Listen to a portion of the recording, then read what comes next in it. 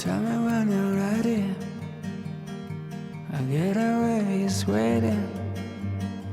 I learned to love that look, and I can read your signs. We're jumping on the first bus. Don't need no one to save us. We're pulling up the curtain that covers this blue sky. Oh, tell me, can you feel we're floating in the air? We are midnight birds floating through the night clouds, setting sails up high and light. Lit up sky with flags and the dust. Good morning. I'm not sure if I'll be able to do this video, but we're gonna try.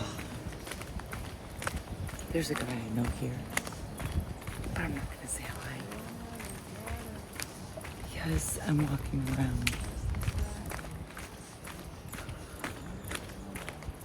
with the camera.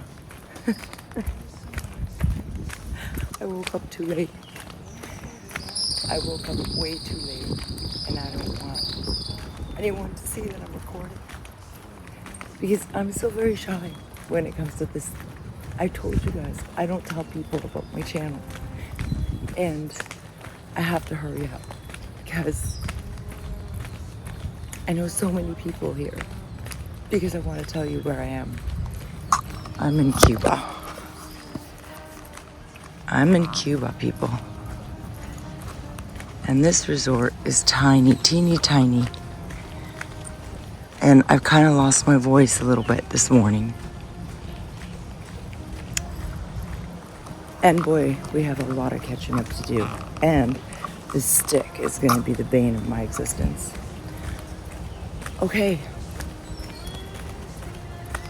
Let's talk traveling. And let's compare it to the downfall of civilization and how it is one of the things that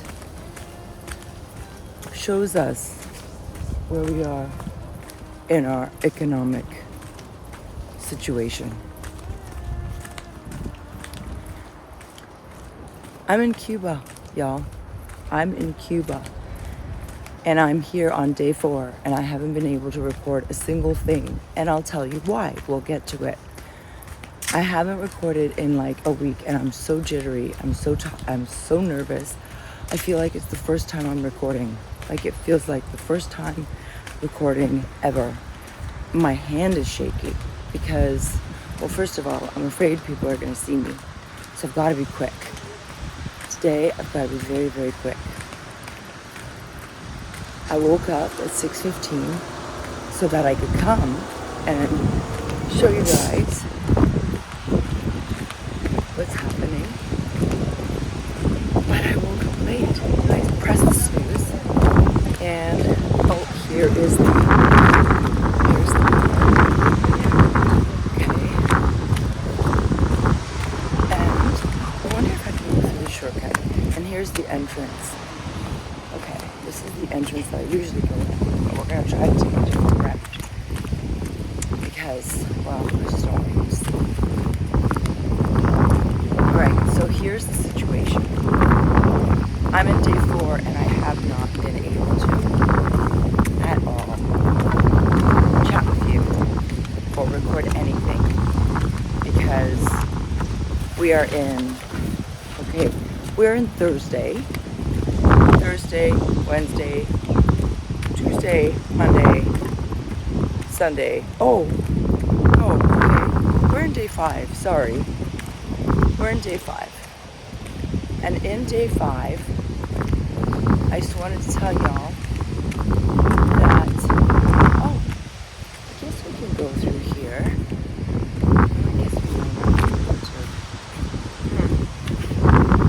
I'm gonna see. Oh, by the way, this is my outfit for today. See? See? The stick. Stick. Caray. That's a bad word, by the way. Oh, no, that was a bad idea. Bad idea. Taking off my shoes. It's going to be a disaster video. Probably going to have to edit quite a bit. Anyway, we didn't have our luggage, y'all. I had my luggage. But my husband just got his luggage yesterday.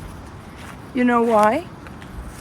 Because in Toronto, Canada, they forgot to load it. Yes. And, oh, see? Unfortunately, I can't save my friend a spot because somebody's already been here. So, give me just a second. I'm going to make a spot for my friends. We met some great friends.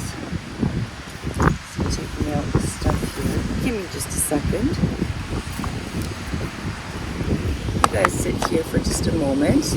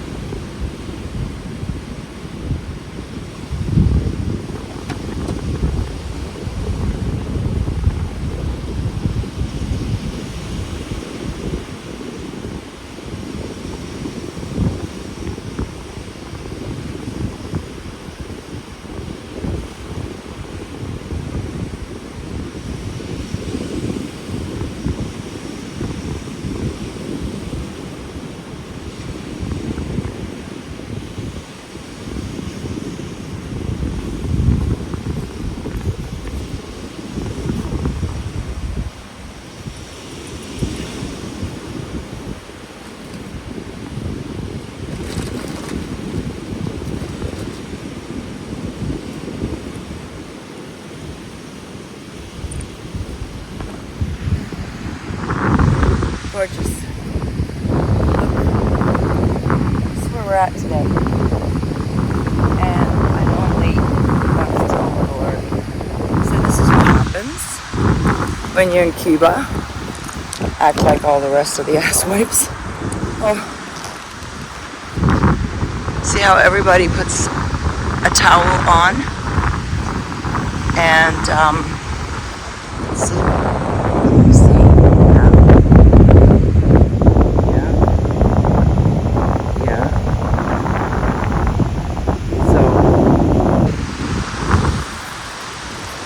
So here's the scoop. If you don't get up early enough, you don't get a spot. And I'm in the diamond, which doesn't mean very much in Cuba. But,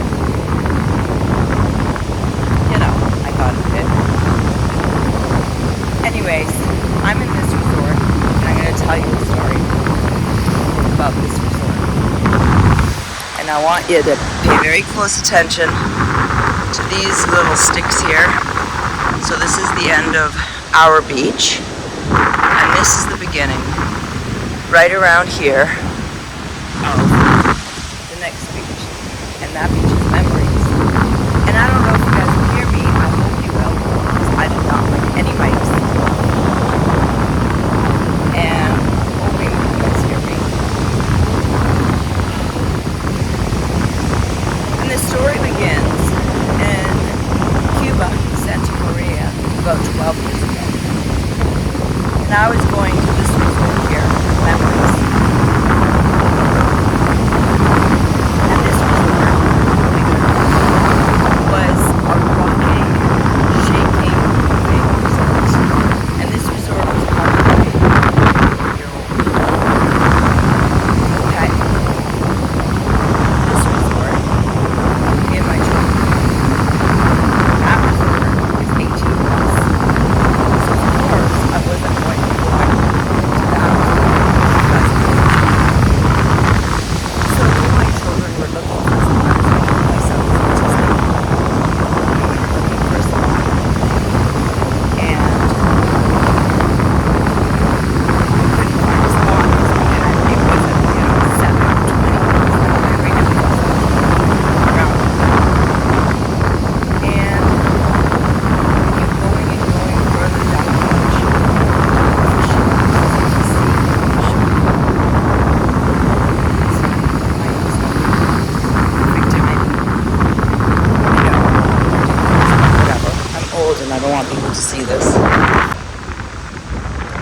course I pressed something. You see this? These are the umbrellas that were available. There wasn't very many. As you can see, there's 1, 2, 3, 4, 5, 6, 7 umbrellas, right? And then there's a little bit part of a beach, and that was all that was available. This to fix the stick. And so because it wasn't on time, I didn't come again. I didn't have someone in my pocket. I hadn't paid someone to save me the chair, which I did eventually. I learned that you give someone $1 and you're buy them loosely because everything's included here. Bring them here, they save you a spot. Doesn't matter how they come. So we went down there, and my children were playing, and we had gone past that fence, that little post that I showed you. Keep in mind that volleyball net. And I'm sitting there minding my own business, thinking, "Oh, this is wonderful," because I found a chair, which was very difficult to find here. And a man comes up to me and says, "Sorry, señorita, señora, I have to move." And I'm like, "And why would I have to move?" And he says to me, "Well, because this is the royalty."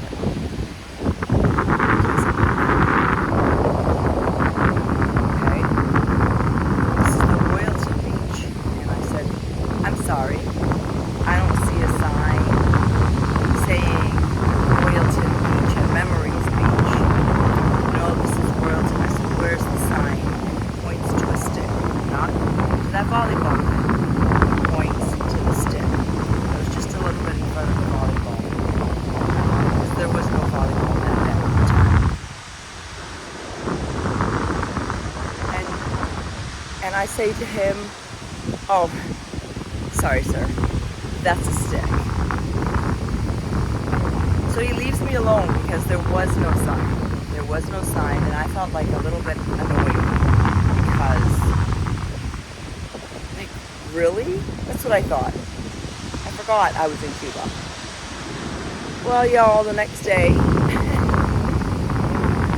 there was a sign, and I vowed that I would come back and stay at that resort. So that's the story of why I'm at the Royalton. And I will say that it is an amazing experience. I love it. But the reason why I wanted to talk to you about finances and basically the collapse of society is I'm in front of the place I used to come in 12 years ago. I want to show you what it looks like now. If any of you have ever wondered, I'm sorry I'm so close, but I don't know if you can hear me. If any of you have wondered what the apocalypse is going to look like, I'm going to show you. We're right next door to this resort, and I want you to see this.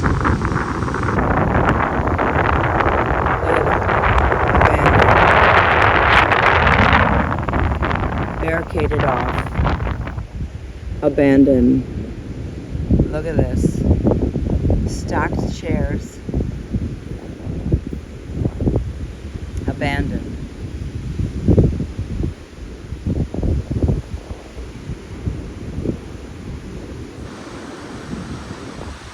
This is where we would come, and this is where they would collect you for all the volleyballs, tournaments and things like that. My daughter used to play volleyball in between these. This wasn't here. There was a volleyball place here. And hang on. We're gonna go up these stairs. And I'm gonna show you. First of all, look at this, like, I can't remember what was off. Oh, here, look at this. This is all okay. And I want to to show you something really extra fantastic.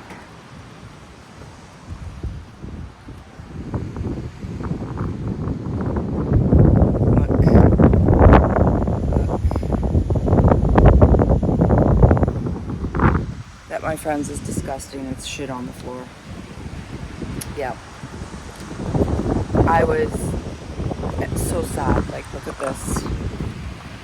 So this is where we used to walk to the beach every morning. It's completely abandoned, completely falling apart. And it is so crazy to see because you realize very quickly when you start traveling, which I don't do very often. I don't do it very often. I don't travel a lot. As you know, I have my little homestead. As you know, I am really starting to be homebound because of what's been going on in the world. And so I don't really travel a lot. But we spoke to a lot of people coming up here.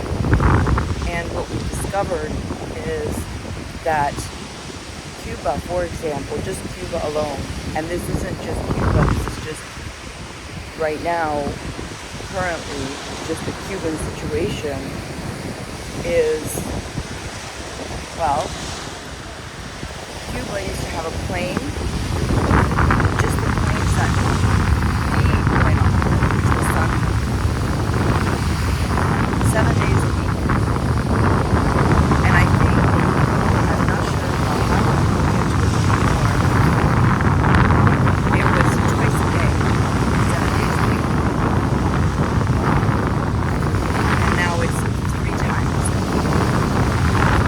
This hotel, I'll take you with me tomorrow. It hurts your gut because you feel like you're walking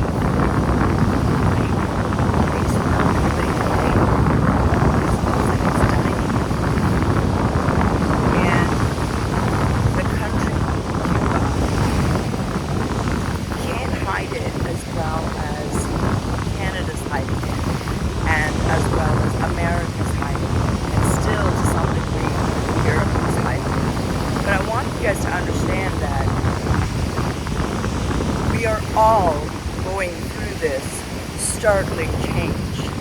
We are all going through, we've been in a recession for already several years in Canada and in the States and in Europe.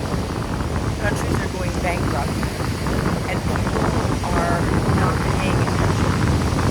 This country coming here, seeing a devastating, state of affairs within. I used to bring clothes, and then by 2019, when I was coming here, I decided that was the last time I was going to bring clothes because they were at their peak. They were spoiled to some degree. I don't want to say spoiled. They were like, okay, I'll take it. But now, I didn't bring anything, and I didn't think to bring anything.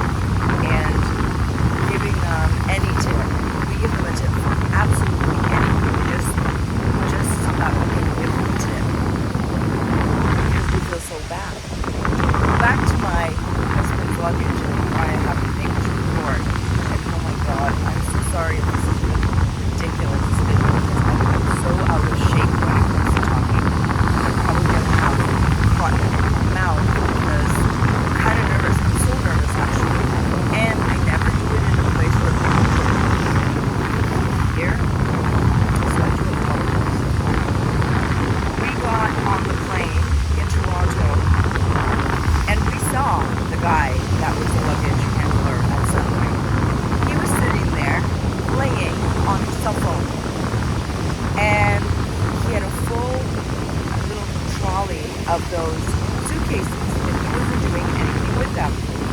It looked like a supervisor came by. The supervisor spoke to him. He threw the luggage in, whatever he had, And we were late. We were late half an hour. We were all sitting in the plane waiting to take off for this character that was playing on the damn phone. Here in Cuba, what happens a lot in a communist country is that someone will be, someone here wrote Grenada, Cuba, Grenada. It's cute. That someone will be playing on the phone and holding their broom, but not really doing much. And that's a communist country. The same exact thing is starting to peek its ugly little head in Toronto and in other parts of the world. I literally had to pray that we made it alive, that our pilot was not a pilot that got his job because of equal opportunity or equal outcome, not equal opportunity. Equal opportunity is wonderful, but equal outcome is deadly.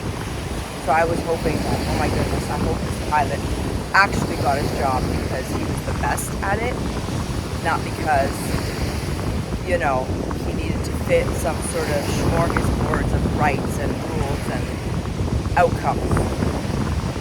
We did make it.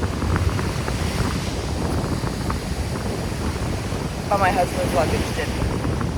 And what's worse is there was someone on our plane who had a child who had life-maintaining medication in the luggage, and their luggage didn't come. And I don't know the story, so I don't want to conflate it, but if they didn't have the medication, it's very possible that the child was going to go into some sort of medical paralysis or some sort of medical problem because they didn't have the medication. Now, you might ask, why didn't the person have it in their carry-on? Well, also another fun fact is that you can't carry on any liquids past a certain amount. Absolutely ridiculous. I want you to consider, when it comes to travel, what they're doing with us is they're toying with us. Think about it. Remember the time when the whole fiasco of having things that are liquid? You can't put things that are liquid. Yeah, you guys are all cockeyed. Liquid, you can't have liquids. Well, I want you to consider something. Consider, please, that the underwear guy, the guy that supposedly had a firecracker in his underwear, supposedly tried to get onto the airplane. And supposedly they caught him. And then within a very short time, and I mean I don't know if it was a couple of months, a couple of weeks, but it was a short time. Hola. Good. And in a very short amount of time, we got these radiator machines that scanned you and probably just promote cancer. And I ask you a very, very simple but stupid question. Just think about it.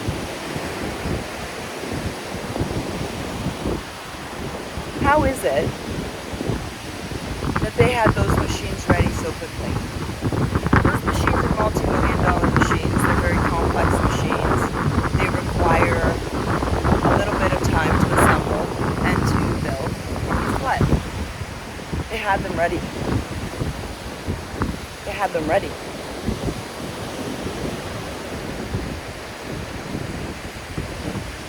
How was it that they had them ready? Do you think that they carry these kind of things in stock. They're like shoes that they're mass produced before they actually are in need? I don't think so. The underwear fiasco seems suspicious to me. So from that point on, we weren't allowed to put on or carry with us liquids. We weren't allowed to have belts on. We had to take off our belts. We had to take off our shoes. And you know what? They're playing with us.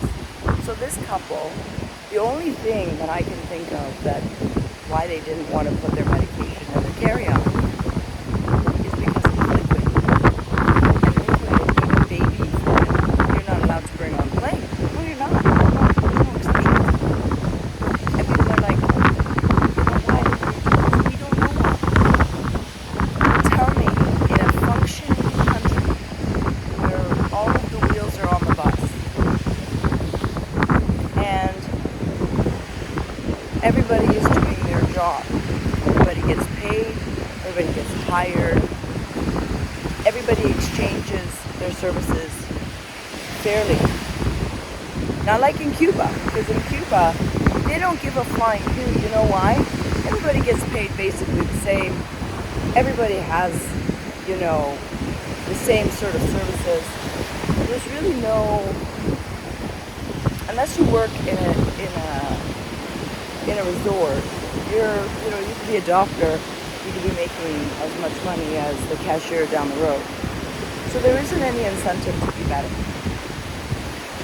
But when you're in Canada and you expect one job from a luggage person, and that is put the damn luggage on a little plane and then expect that the pilot will take that damn plane 3 hours later will land safely at another airport, and it can't be done. You know you are starting to be in a society that is on the downward trajectory. And it won't be long, y'all, before we are where Cuba is. And Cuba is such a beautiful place, but it has been ravaged by communism.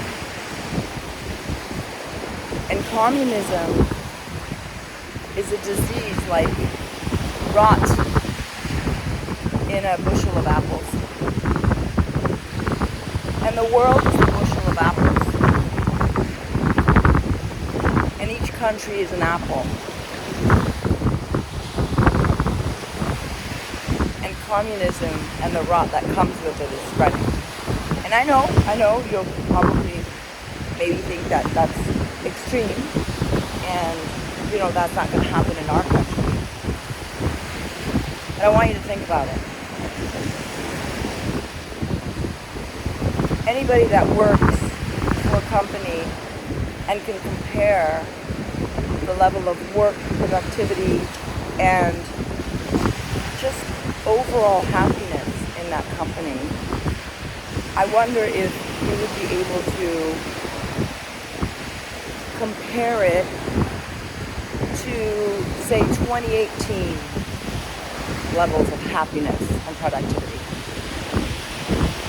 If you're honest with yourself, I think most people, and it's not in every industry just yet, but it's coming, because people are losing their jobs in epic proportions. Like you will already know about this weeks ago, but this only happened last week, where GM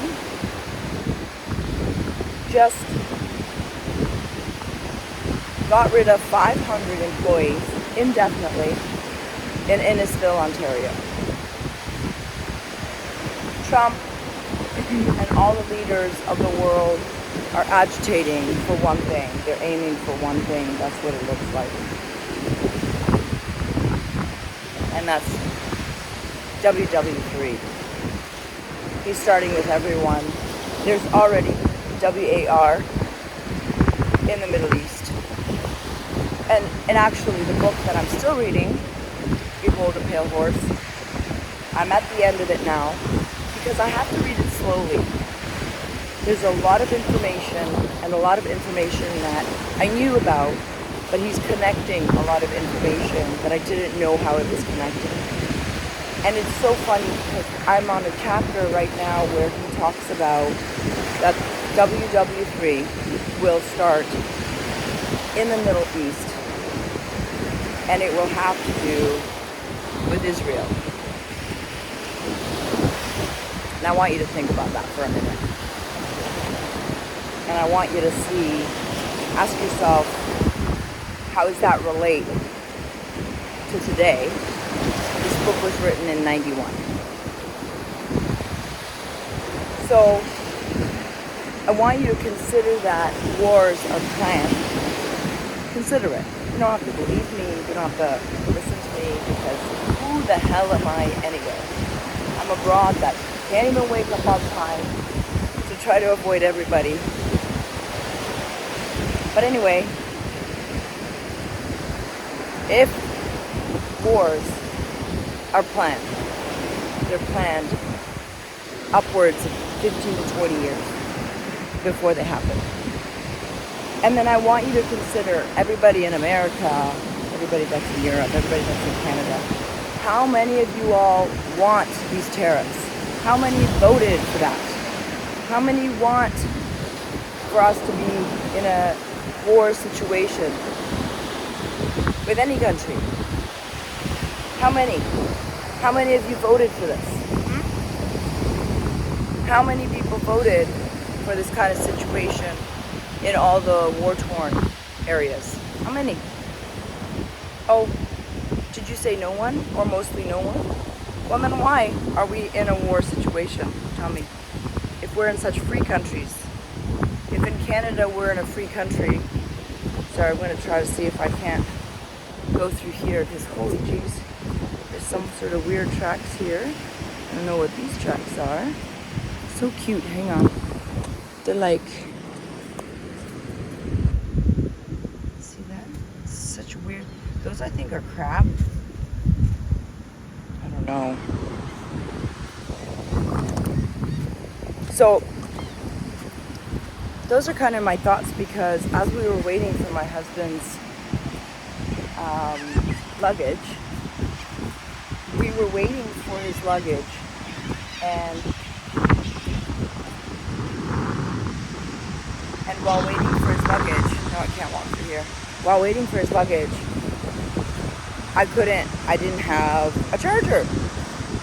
So I didn't have a way to charge my, oh, there's these cute cats. Look at these. All over the resort, there's these really cute cats. And their little feet are so tiny. Like, I can't show you how tiny they are. But their little feet are so tiny and they're so skinny.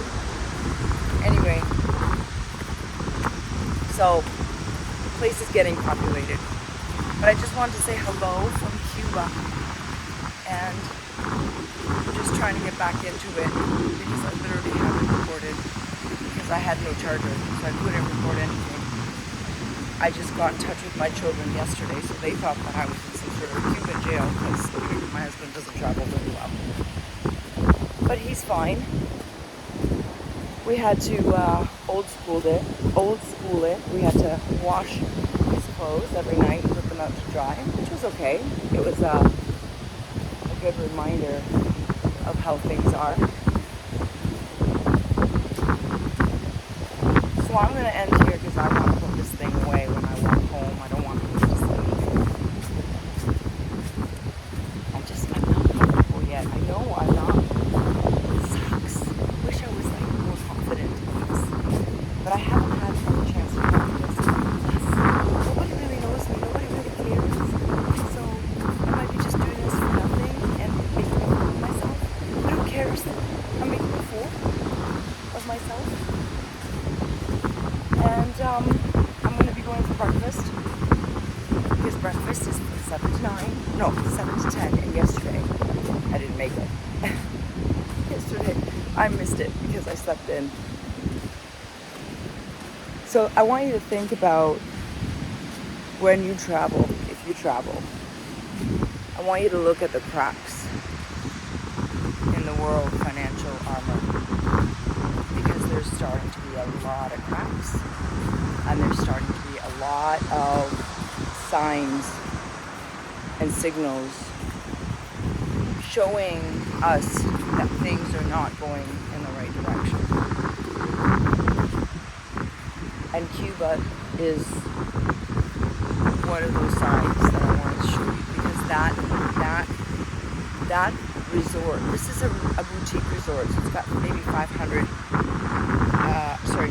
people, I think 250 at most, and that one was 1,100 people that used to come there, and it's dying. It's basically dead, if you ask me. So I am on the top of the hill, and I'm going to show you what this place looks like. But if you made it this far, this short little video, this short little intro, welcome back. Welcome to Cuba. I will be trying every day to get up earlier, and we can have fun. But I want you to see where I'm at. Until then, my friends, I hope wherever you are, it's at least this beautiful. We're floating in the air. We are midnight birds floating through the night clouds, setting sails up high.